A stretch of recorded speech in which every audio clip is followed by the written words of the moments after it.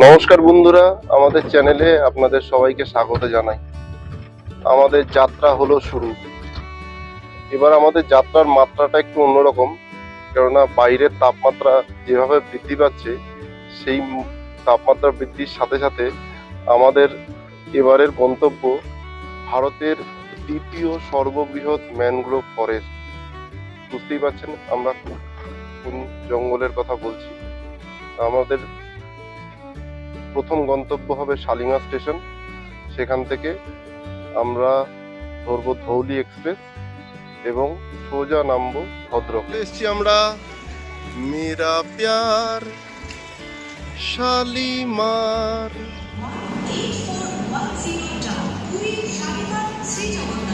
আমরা চলে এসেছি শালিমার স্টেশনে।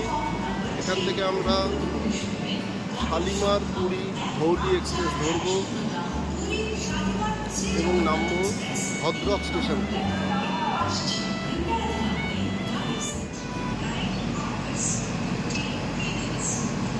ট্রেনে উঠতে চলেছি আমরা।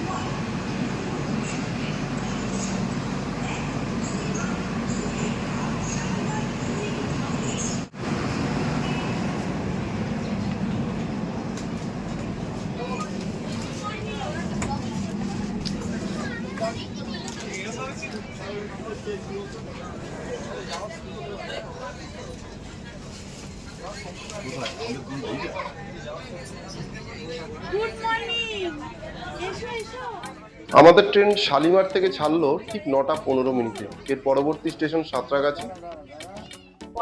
ট্রেন ছেড়েছিল শালিমার থেকে। এখন আমরা সাঁতরাগাছি স্টেশন ক্রস করে এগিয়ে চলেছি খড়গপুরের দিকে। আমরা এখন রূপনারায়ণ নদীর ওপর কোলাঘাট ব্রিজ ক্রস করে এগিয়ে চলেছি খড়গপুরের দিকে।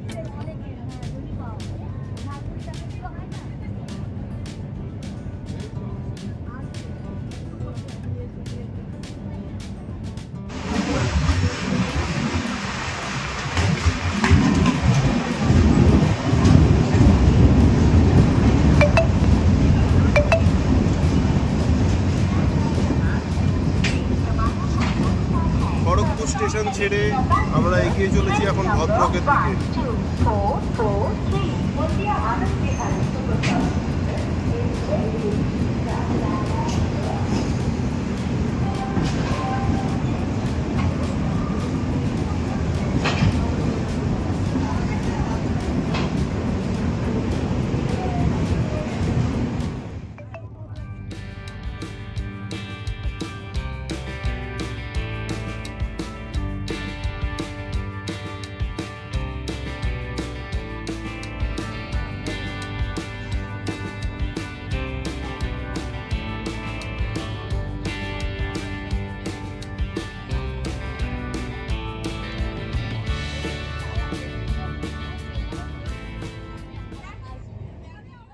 রয়েছি এখন আমরা বালেশ্বরে।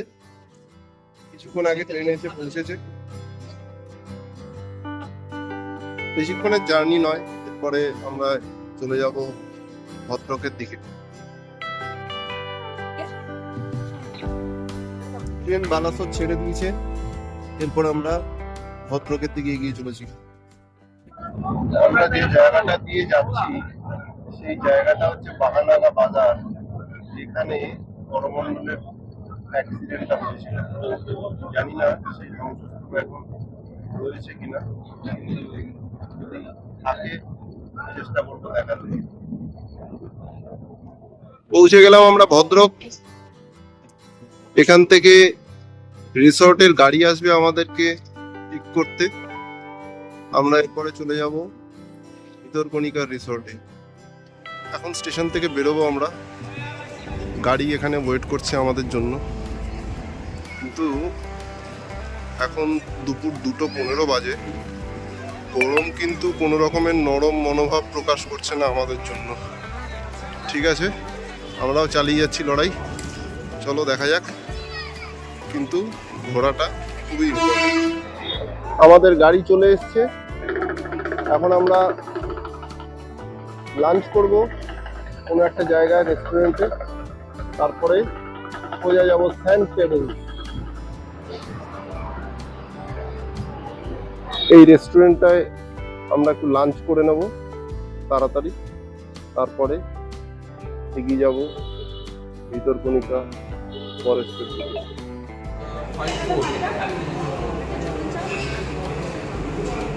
আমাদের লাঞ্চ চলে এসছে, আমরা এখন লাঞ্চ করে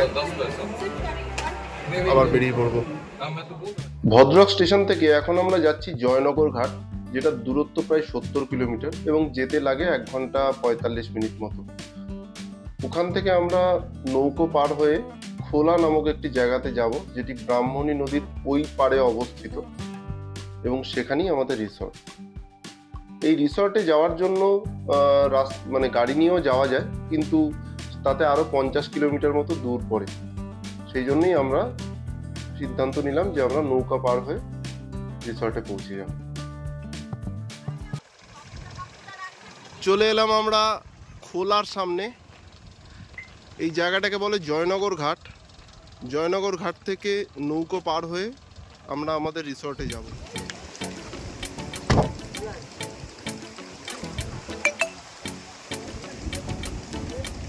আমাদের রিসর্ট থেকে নৌকো পাঠানো হয়েছে, সেই নৌকো করে আমরা ওপারে যাব। এই নদীটার নাম হচ্ছে ব্রাহ্মণী নদী। এটি পেরিয়েই আমাদের ওপারে যেতে হবে এবং যেতে সময় লাগবে 8 ঘন্টা মতো। এই নদীর দুপাশেই কিন্তু ম্যানগ্রোভ ফরেস্ট রয়েছে এবং যেখানে কুমির সহ বিভিন্ন ধরনের জন্তু জানোয়ার দেখার সম্ভাবনা রয়েছে। আমাদের চোখও কিন্তু সেই দিকেই থাকবে।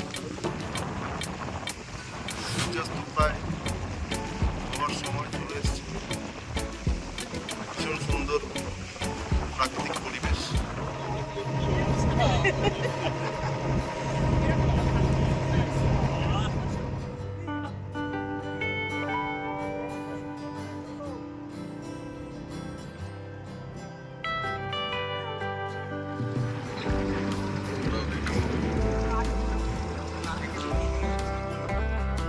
এগিয়ে চলেছি আমরা খোলার দিকে, কিন্তু আমাদের যাওয়ার পথেই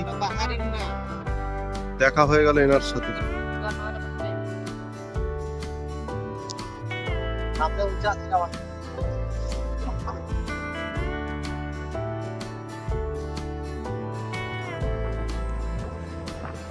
দেখা হয়ে গেল কুমিরের সাথে।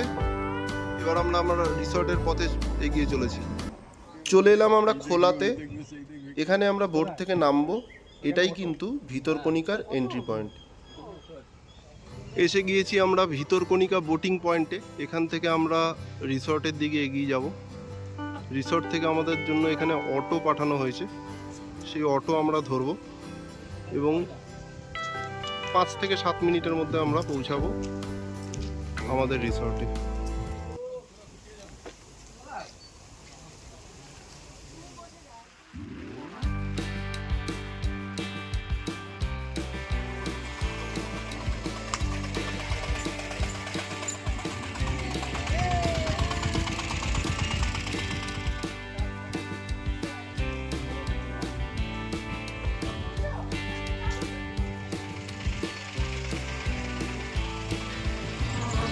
এসে গেছি আমরা স্যান্ড পেবেলস ভিতরকণিকা জঙ্গল রিসর্টে। এই রিসর্টে টোটাল 17টা টেন্ট রয়েছে এবং 2টো সুইট রুম রয়েছে। ঢোকার সাথে সাথে আমাদের ওয়েলকাম জানানোর জন্য দেওয়া হলো ওয়েলকাম ড্রিঙ্ক। সেই ওয়েলকাম ড্রিঙ্কসই সেই গরমের মধ্যে যেন অমৃতের মতো লাগছিল। এবার আপনাদের রুম ট্যুরটা করিয়ে দিই। অনেকগুলো টেন্ট রয়েছে এখানে। রিসর্টটার নাম স্যান্ড পেবেলস। এই টেন্টটা আমাদের 104। এই টেন্টে ঢুকলাম।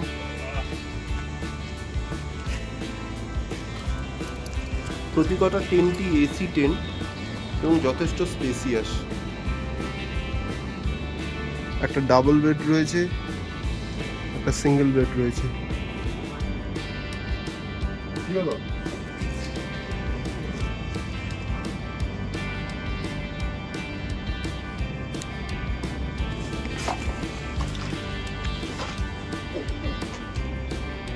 হচ্ছে ওয়াশরুম।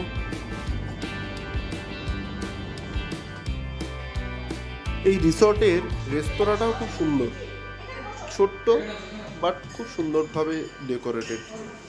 আমরা ডিনার করতে চলে এসেছি সবাই মিলে। এখানে আমরা তাড়াতাড়ি ডিনার সেরে নেব, কারণ কালকে ভোরবেলা কিন্তু আমাদের বেরোতে হবে সাফারির জন্য। আজকের জন্য গুড নাইট। Good morning. চটপট রেডি হয়ে এখন কিন্তু আমাদের সাফারিতে বেরিয়ে পড়তে হবে।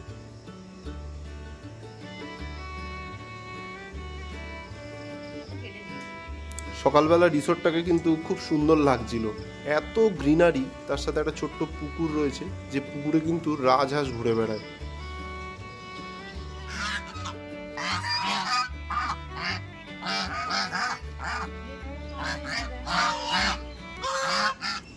আমরা চলে এসেছি খোলা বোটিং পয়েন্টে। এখান থেকেই আমাদের জঙ্গল সাফারি শুরু হবে বোটে করে। আজকে যেসব জিনিসগুলো আমরা দেখব সেটা হচ্ছে ভিতরকণিকা ন্যাশনাল পার্ক, তার ভিতরে একটা মিউজিয়াম আছে, একটা হ্যাচারিজ আছে যেটা কিনা ক্রোকোডাইল হ্যাচারি, তার সাথে থাকবে লাইব্রেরি এবং 1 কিলোমিটারের একটা জঙ্গল ওয়াক।